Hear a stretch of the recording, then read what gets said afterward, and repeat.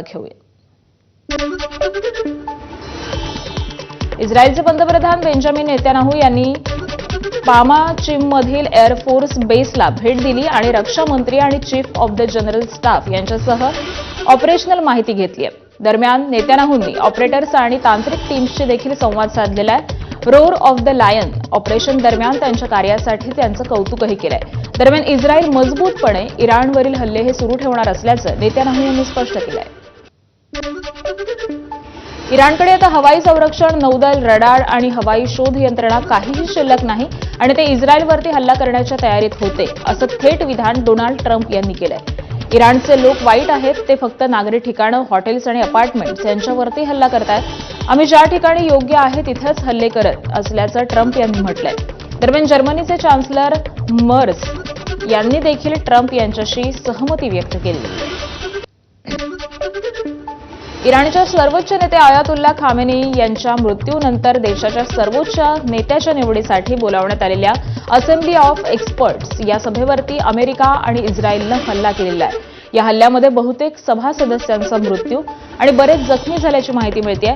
America इस्रायलच्या हल्ल्यामुळे इराणची top leadership ही जवळजवळ संपुष्टात आलेली आहे. हा हल्ला खोमेनीच्या मृत्यूनंतर रिक्त झालेल्या सर्वोच्च नेत्याच्या पदासाठी निवडीच्या निर्णायक प्रक्रियेला मोठा फटका आहे. हल्ल्यामुळे इराणमध्ये राजकीय अस्थिरता आणि नेतृत्व रिक्ततेची भीती ही वाढलेली आहे. अमेरिका आणि इस्रायलच्या सैन्यानं इराणची राजधानी तेहरान इथल्या मेहराबाद विमानतळावरती हवाई हल्ला केला. हल्ल्यानंतर परिसरामध्ये जोरदार स्फोटांचे आवाज ऐकू आलेले असून आकाशामध्ये धुळाचे लोट पसरलेत. प्राथमिक माहितीनुसार विमानतळातील लष्करी वापराच्या भागाला लक्ष्य करण्यात आलंय. मात्र या हल्ल्यामुळे नेमकं नुकसान आणि जीवितहानीबाबत अधिक पुष्टी ही अद्याप झालेली नाहीये. या कारवाईनंतर आणखी तणाव हा वाढण्याची शक्यता व्यक्त केली जाते, तर इराणकडून प्रत्युत्तरात्मक कारवाई होण्याची शक्यता ही देखील वर्तवली जाते. इस्रायल, अमेरिका आणि इराणमधल्या युद्धाचा आज 5वा दिवस आहे. इस्रायलनं आज इराणच्या 500 वर्ष जुन्या गोलेस्टन पॅलेसवरती हल्ला केला. हल्ल्यामध्ये या पॅलेसचा काही बराच भाग हा खराब झालेला आहे. मात्र तिथं साठवलेल्या मौल्यवान आणि ऐतिहासिक कलाकृती आधीच सुरक्षितपणे काढून टाकण्यात आलेल्या होत्या आणि त्यामुळे त्या वाचलेल्या आहेत. इराणची वृत्तसंस्था मेहरनं ही माहिती दिलेली आहे. तर गोलेस्टन पॅलेस 16व्या शतकामध्ये सफावीद काळामध्ये बांधला गेलेला होता. बराच काळ ते इराणच्या राजांचं घर आणि शक्तीचं एक प्रमुख केंद्र म्हणून काम करत होतं. आज ते एक प्रमुख पर्यटन स्थळ आहे आणि 2013 मध्ये युनेस्कोच्या जागतिक वारसा यादीमध्ये समाविष्टही करण्यात आलं होतं.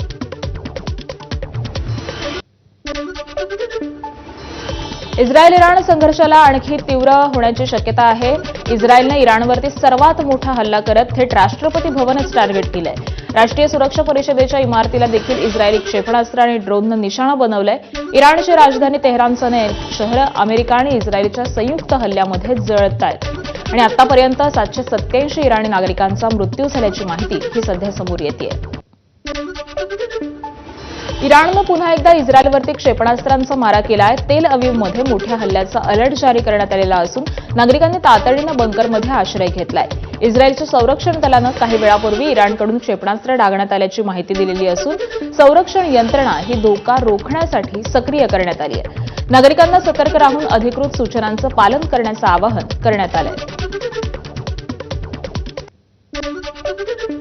इराणी ड्रोननं ओमान सल्तनच्या सलालाह बंदरावरती हल्ला केल्याची माहिती समोर आली आहे. ओमानी सरकारच्या कम्युनिकेशन सेंटरनुसार यापूर्वी दुकम बंदरावरील एका इंधन टँकरवर देखील अनेक ड्रोन हल्ले करण्यात आलेले होते आणि या घटनांमुळे परिसरामध्ये तणाव वाढलेला असून परिस्थितीवरती बारकाईनं लक्ष ठेवण्यात आलंय.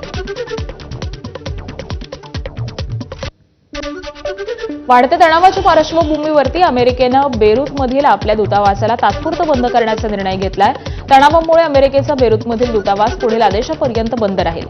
सगळे नियमित आणि अत्यावश्यक काउन्सिलर नियुक्त्या या रद्द करण्यात आलेल्या आहेत. तर दूतावास पुन्हा सामान्य कार्य सुरू करताच आम्ही नागरिकांना सूचित करू, असं अमेरिकी दूतावासाच्या अधिकाऱ्यांनी स्पष्ट केलंय. यामुळे नागरिकांनी सुरक्षेची काळजी घेण्याचं आणि आवश्यकतेनुसारच प्रवास किंवा इतर उपक्रमांमध्ये खबरदारी बाळगण्याचं आवाहन करण्यात आलंय. पंतप्रधान मोदींची ओमानच्या सुलतानसोबत चर्चा. कुवेतच्या राजाशी देखील फोनवरून संवाद साधला. पंतप्रधान मोदींनी दोन्ही देशांवरील हल्ल्यांबाबत चिंता व्यक्त केली आहे. ओमान कुवेतमधील भारतीयांच्या सुरक्षिततेबाबत मोदींनी हा संवाद साधला आहे.